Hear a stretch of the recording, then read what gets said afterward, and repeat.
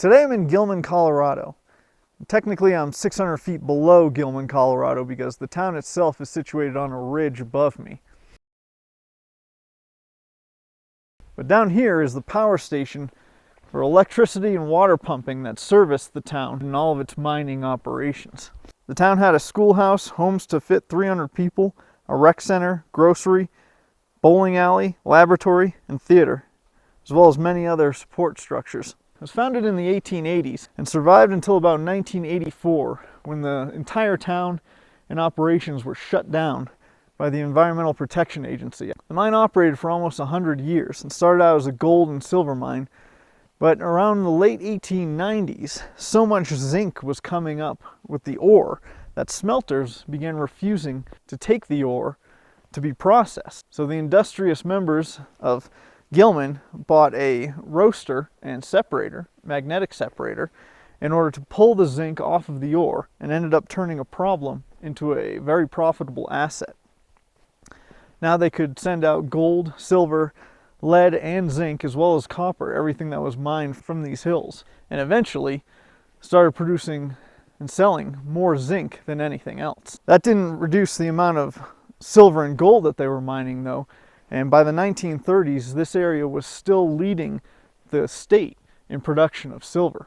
The mine started to reach its end of life around the 1970s as zinc prices plummeted.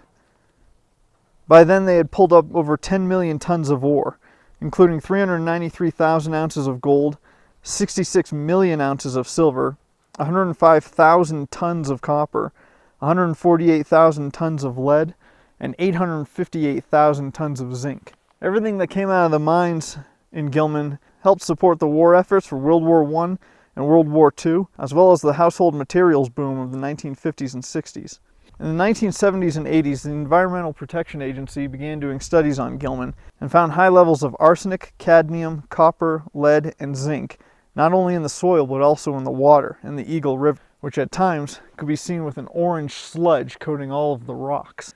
Eventually the 300 residents had to leave due to the environmental concerns and the drinking water concerns. It's been over 35 years since everyone left the town, and no one's been back since. The area's fallen into disrepair. There's barely a glass window that hasn't been shattered.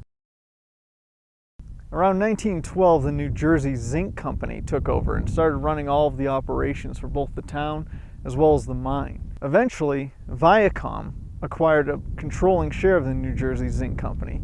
Viacom was then bought out by CBS. What does all this have to do with mining? Well, because of the amount of toxic chemicals that were found in this area, it comes down to the owner to clean it up. And that owner is technically CBS. Not much can be done with the area until it's officially cleaned up, and consideration has gone to maybe building some sort of ski resort or golf course, but no one's really quite sure what they can do with the site, and until they figure something out, it's just going to continue to sit here and rust away. If you enjoy these videos and enjoy the content, please subscribe, and as always, until next time, get lost.